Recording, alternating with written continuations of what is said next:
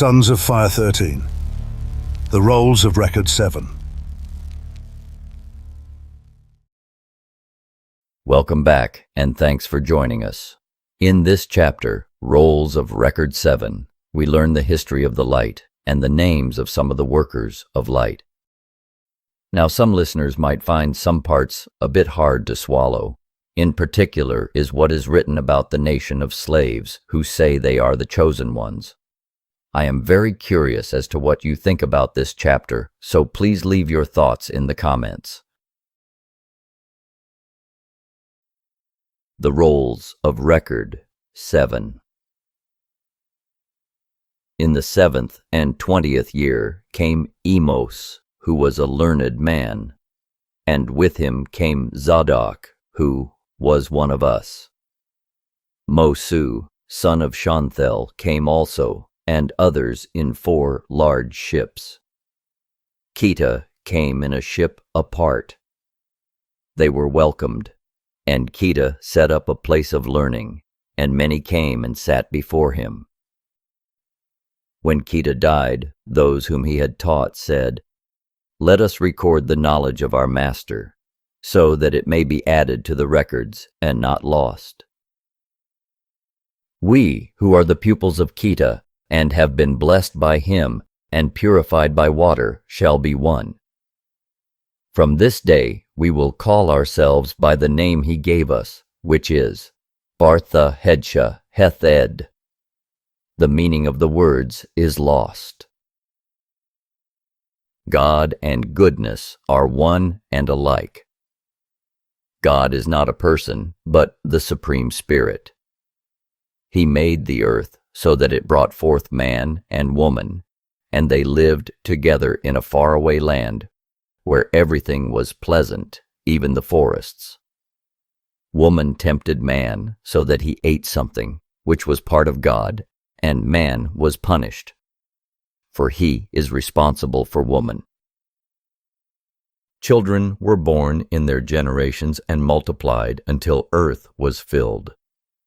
They built cities of stone and cut channels for water to flow away and made lakes. They were cunning workers in stone and in wood and in ivory. They made instruments from firestone and pottery in many colors. They raised up temples to the sunlight and worshipped inside many pillars. But within the temples were inner temples where greater things were known. In the land of copper, which was the land of the golden light, 1 man in 12 was a priest. There were priestesses who took care of them and watched over the sacred elements within the temples. The headdresses of the priests were red, and they wore feathers and cloaks of black. They had circlets of gold and beads of silver, and there was a spiral of black stones at their waist. There was war between those who lived within the city and those who lived beyond its limits. Those who lived within the city grew all kinds of things and clothed themselves with the labor of their hands. Those who lived outside the city were hairy hunters, clad in the skin of wild animals. Outside the grounds of the city there was a holy mountain, and priests lived within it. The men of the city brought them herbs and fruit with bread and wine. The men who were not of the city brought them sheep and goats and beasts of the chase. The men of the city loved wealth like city dwellers, and were less generous than those who gained their food by strength and hunting. The men of the city held back portions of their dues and caused the priests to look upon them less kindly. When the great day of the sun came, and the high priest gave his blessing of fruitfulness, he withheld it from the city dwellers and gave it only to the hunters and herdsmen. That night, when those who had received the blessings were rejoicing beside the mountain, the city dwellers fell upon them and slew many. This was the cause of a great war in which many men died. Men did to men what their natures inclined them to do, but they also ravaged women and children. The evil grew in greatness until the land could no longer contain it and had to be purged clean. Therefore, the revenging dragon was called up out of the heavenly abyss, and it lashed the land with fire and thunder. The whole land was filled with its smoky breath, and men choked to death. The land was split apart between the city and the mountain, and the sea rolled in upon it so that the city was destroyed. The valleys of the mountain were filled with dead men and animals and with trees. The high priest survived with 7 others who were priests. He brought these, together with 110 men and their wives and children, into Labath, which is a land among high cliffs at the edge of the wide plain. Here the priests sought to preserve their wisdom and knowledge and pass it on to the children. But it became distorted and misunderstood. They did not understand the radiating power from the bodies of the dead which could guide the living. Even we do not understand these things clearly. The priests who came from the land of copper could make their soul depart from the body at their command and return as they willed. When ignorant men saw seemingly dead bodies return to life when the soul came back into them, they thought the same could happen to a dead body if kept long enough. Even this superstition stays with us. Later, when they had left Labath, men believed that if they kept a dead body so that it remained whole, the soul would not finally enter the sphere of accounting.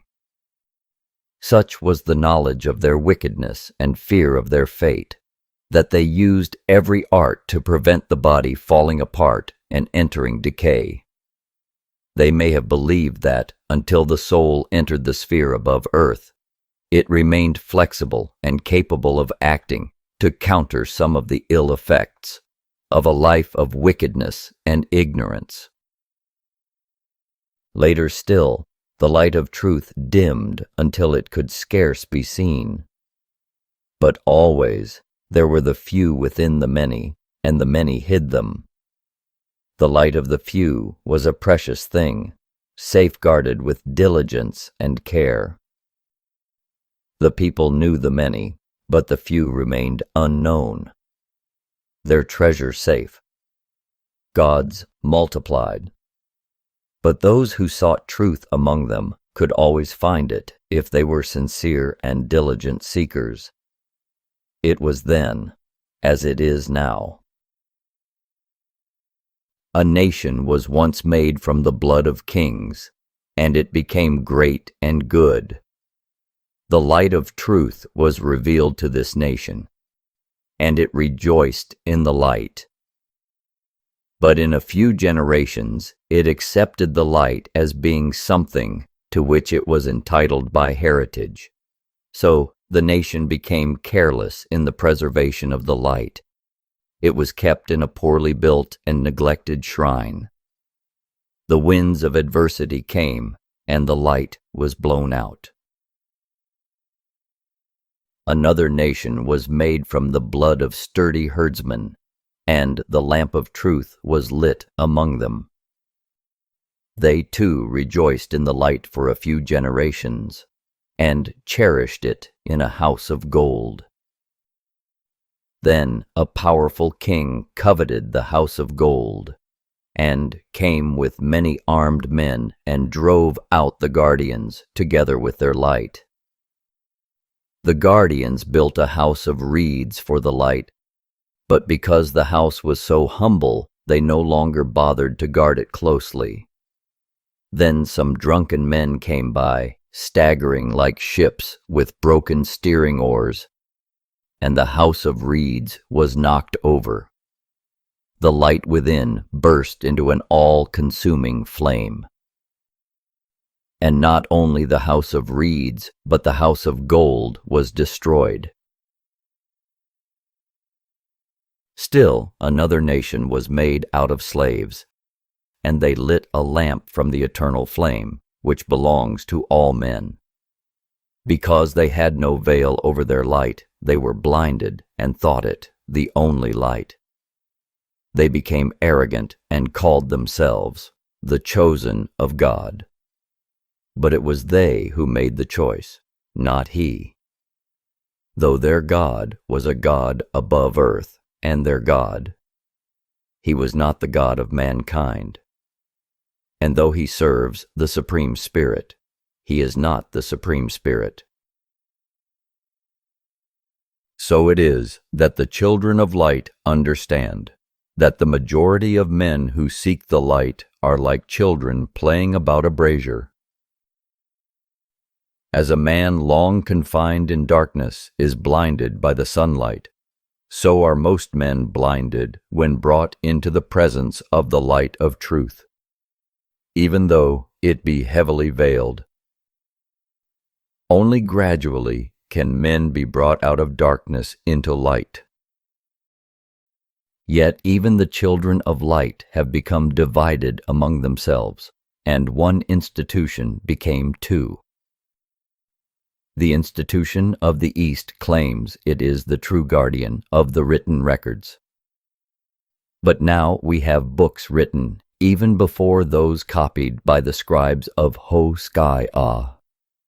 We are not the children of the lesser light, and we know the mysteries of the hidden light. Only we in the cold north will survive. For did not Amos write, "Our destiny lies in a much bleaker land, where our seed will be planted in strange soil. It will lie within the bosom of an untamed land until quickened to growth by the warmth of the desires of men." Kita taught that this means we should not seek to spread or reveal the light until our day of destiny, which must lay ahead. Therefore, those who say we must multiply our strength or be lost like a bead among the wheat harvest are mistaken. They talk against our destiny, which is written and unalterable. We know nothing of our first leader in light, except that he was a priest warrior skilled with the spear, and he lived in times of war. His name is not recorded, for he said, "True masters are to be known by their works and not by their names." They who seek to stand forth from other men and raise themselves up to increase their stature before the generations seek vain glory. He said, "I am no more than the storehouse into which the harvest is gathered." The good grain within comes from many fields and is produced by the labors of many men. If I said all this is my own growing, I would lie.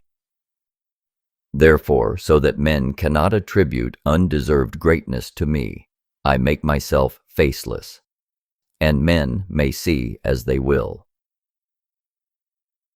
In those days, the children of light were sought out and persecuted, and no man knew another by his name, for the tools of the tormentors awaited them. Many were hung by the river bank, feet uppermost, for the governors said, "These people read their books upside down." The women they consigned to houses of pleasure, so that many died in their degradation. We know that the first leader of light was among the highborn of Egypt, and his name was struck on marble pillars. He was cast down because he carried the lamp of truth, and his name was removed from the records of Egypt. He raised an army, but it was like a goat attacking a wild bull, and he was slain in the great marshlands lying near Ethiopia. He wrote the book which is known to all, and the book of rites and ceremonies, which is known only to the elect. He did not write the 3 books in the lion urns, which we alone know, or the book of the secret way. He may have written the book of instruction for the children of the written word within the children of light. The manner of keeping the book is taught from generation to generation. The books are our foundation, our shield, and our sword. They are our promise and our hope, our guide and our defense. It is said now, as in the days of our fathers and their fathers in the generations before them, that men steal our words and light their lamps from our flame. This may be so, but we have gathered seeds from the flowers of wisdom wherever they grew, and planted them within our own garden. Shall we then deny to others what we ourselves have taken? Is it not written that no man can make truth, but many can find it if they seek? Therefore, is not truth the property of all men, even though most spurn it? For truth is not a pleasant draught. Nevertheless, it is true also that we may keep the truth as we find it secured to ourselves. If a man seek for unwrought gold and find it, he has not made it, yet it is still his. Is it not also written, gold is the treasure of a lifetime, but truth is the treasure of eternity? Gold can nourish the body, but it may poison the soul. Which do men treasure most in this place, gold or wisdom? Is it not the earthly thing they can hold in their hands, and not the treasure they can safeguard in their hearts? The things they hold in their hands and hearts are already being weighed on the scales of fate, and our destiny decreed accordingly. Many in this place who seek the light and have gone so far and no further, declare this is not what they sought, and go back, discarding what they have. Yet if a man seek gold and find silver, does he throw it away? Better half a loaf than no loaf at all. If gold were as plentiful as copper, it would be valued less than silver. Only the things hard to obtain have value. And what is more difficult to discover than eternal truth, which must be sought beyond the boundaries of earth? Only the beginning of the long road towards it is here, and it is this beginning you must seek. Every journey has a beginning and an end, and you can make your way only in one direction. If you are dispirited, be comforted by the knowledge that you need only find the beginning of the road. Then, having found it, let every step you take be in the right direction. The journey is long and the road rough and stony, but do not turn back before you reach the first staging post. You will find new strength and encouragement there. Our light was lit in the land of our beginnings. Many books were made and kept in 4 places, and we were in truth children of the written word. There were scribes and readers, officials and guardians. There were servants and those who served in the courtyards. Strangers came into the land of our beginnings and brought practices which were different but more acceptable. They promised an easier road. They displayed deceitful marvels, the usual baits thrown to the ignorant. Their hands were heavy against us, and what could we show except truth, arrayed in her earthly robes of simplicity? Even the princes turned against their own customs, and the twin priesthoods of the undergods became earthly wise and corrupt. Few were ready to undergo the perils of initiation. No more were prepared to accept the austere life prescribed. As spiritual barrenness spread, evil practices crept in to fill the places vacated by the sacred mysteries. The candidates accepted into the body of light became fewer and fewer. As the name, the Children of Light, is written in the old characters, it may also be read as the children of the written word, and this is a truth. We alone preserve our secrets in this manner. The children of light followed a destined course by abandoning their altars in the land of their beginnings, and went to dwell among strangers where many ate at one table. We do not know what befell of their books, for those we have are rewritten. We know the children of the written word went northward after the scattering, but we do not know what were their journeyings. We know about Lothan and Cable Kai, designer of houses, who sailed around the edge of the earth. With them was Ryleb, the scribe, who knew hidden mysteries.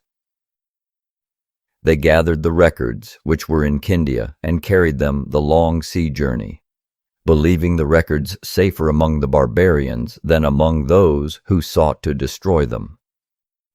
If the records are destroyed by barbarians, it will be done in ignorance and not in the knowledge of wickedness. Many books were laid open to the eyes of ignorant men and destroyed. They came to the harbor of sorrow, which lies by the hazy sea, away from the land of mists. There great trees grew, and smaller trees upon them, and moss hung from them like door curtains. It lay near the great shallow waters, south of the Isle of Holug and north of the sea pass. Green pearls are found there. Many died in the harbor of sorrow, for it was a place with a curse upon it, which caused an evil sickness. The sons of fire came with Ho-Sky-Ya and saved them. And they came to this place and built a city. Labrun, the son of Koreb, was governor. Here ends the rolls of Record 7. Thanks for watching, and please do like and subscribe.